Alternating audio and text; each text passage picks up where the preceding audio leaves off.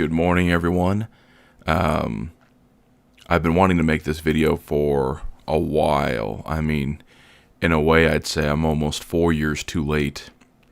So, I'm making this video now because, well, I'm talking about Remnant from the Ashes and the sequel, because it's July 8th right now.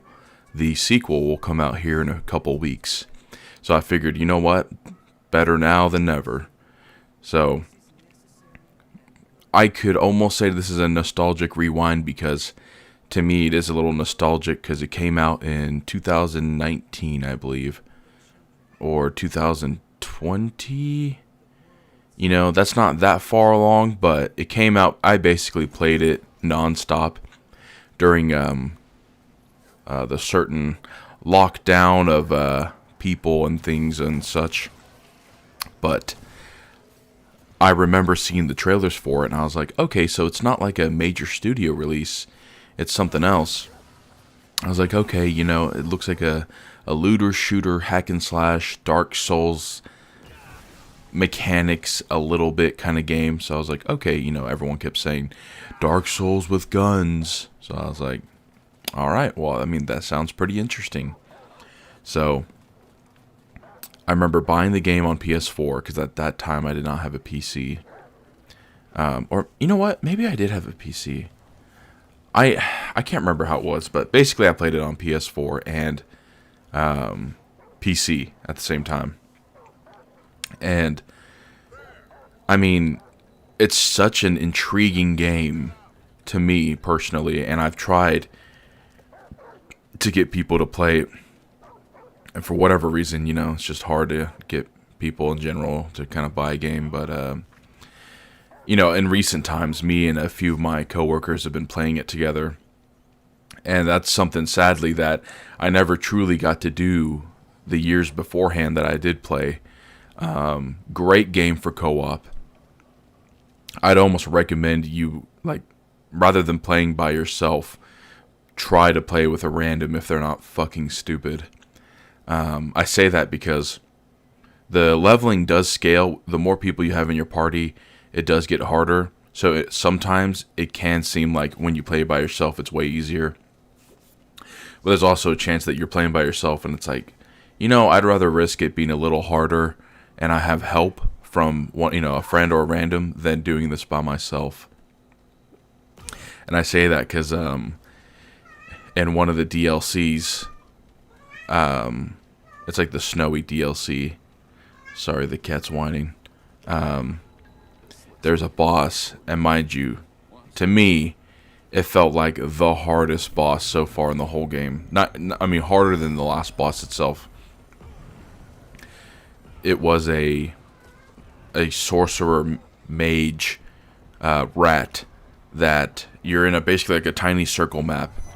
He summons an orb above him that constantly shoots icicles at you. There's no stopping time or anything. It'll keep doing it until you kill the orb.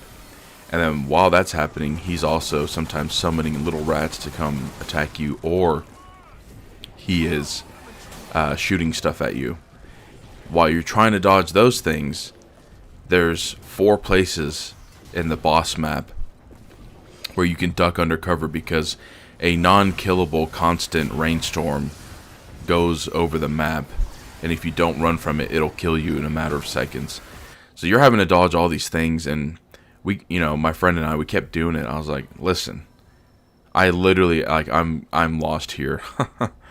And you know, we eventually figured it out. You basically needed one of the skills to summon a shield and do fire damage, but I ran through it again by myself and had 0 issues. I was actually kind of shocked. Like, mind you, I had it on the same difficulty. I had it on hard, but doing it by myself was 100 times easier. So, you know, but that's the drawback. Like, sometimes things will be easier by yourself. Sometimes things won't. Going now, leading into the skills part. This game, I'll talk about actually the skills, the weapons, and the armor. This game is very unique that it's, you could say a looter, hack and slash shooter, but I wouldn't necessarily say looter. You play games like Destiny, where you do, to me that is a true looter shooter. Or you play games like Diablo, and the whole point is do things for never-ending randomly generated gear. And in this game, it's interesting because there's a limited amount of armors, weapons, and skills you can get. That's not random. It's how you get them that's randomized. So, before I go into that, basically, there's an X amount of armors, X amount of weapons, and X amount of skills in the game. And so it's not this, oh my god, I've gone through hundreds and hundreds of different armors. There's, I think there's 20 armor sets. I don't know how many weapons there are. And there's skills that you can attach to your guns, your guns.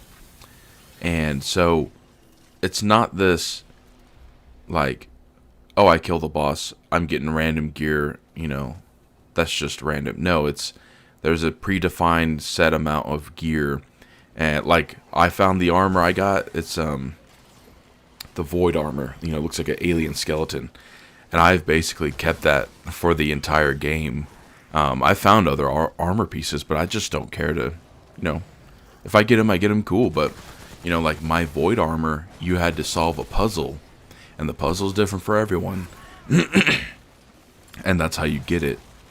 And what I mean by how you get it is random is Remnant does a thing, which I know the second game will too, where the map is randomly generated. So it's relatively the same, but like I had a playthrough where I had to search for a specific boss in a specific dungeon to get a key, and I kept looking around over and over again. And mind you, it just becomes so annoying to constantly go back and forth. But I couldn't find it, so I re-rolled the world, which means you start over from the beginning, and it randomly generates you a new story map. Got to that area I was stuck on previously, instantly found the dungeon, no problem. So sometimes, unfortunately, you might run into a case where it's like, I've literally searched everywhere, I cannot find it, and so you re-roll and restart the game, but you keep everything on your character, and then you just go through it again. The story is relatively not long, I think there's 4 main map parts. Shouldn't take you too long to beat, so re-rolling it isn't a huge deal. But yeah, so your rewards are based off the bosses you encounter, and they're not always going to be there.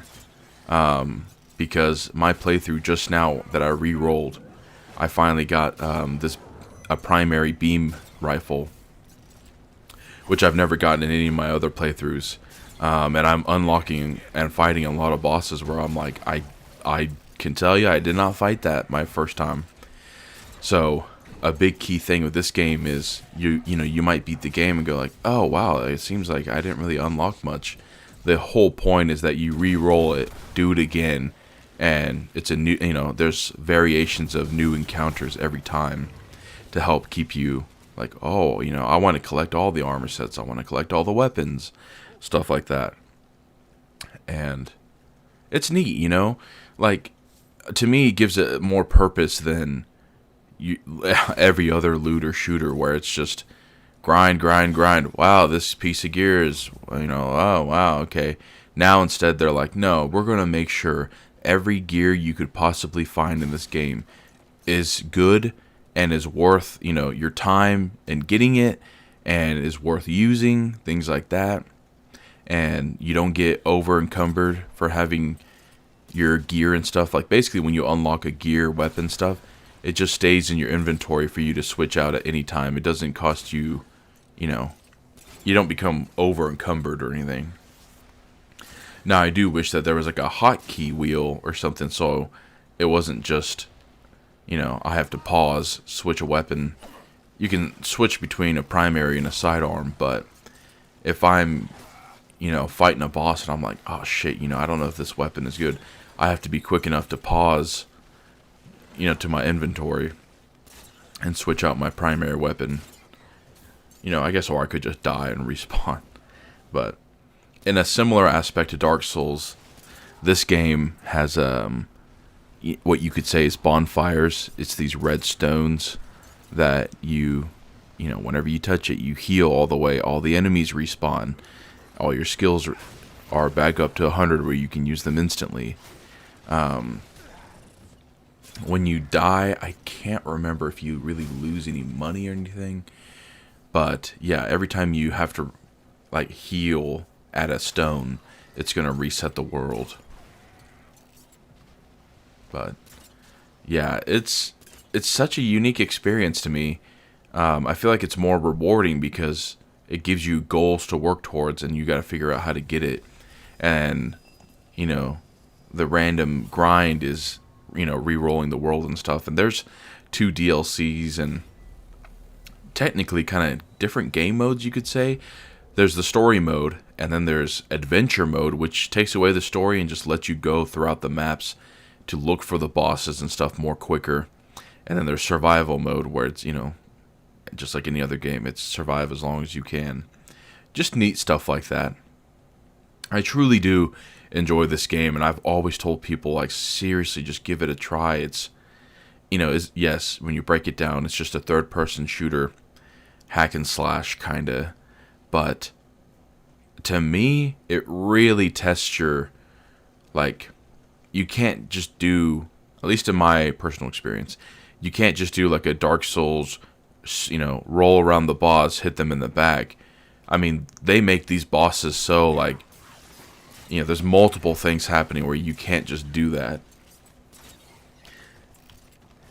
And, it's frustrating, but they do a good job.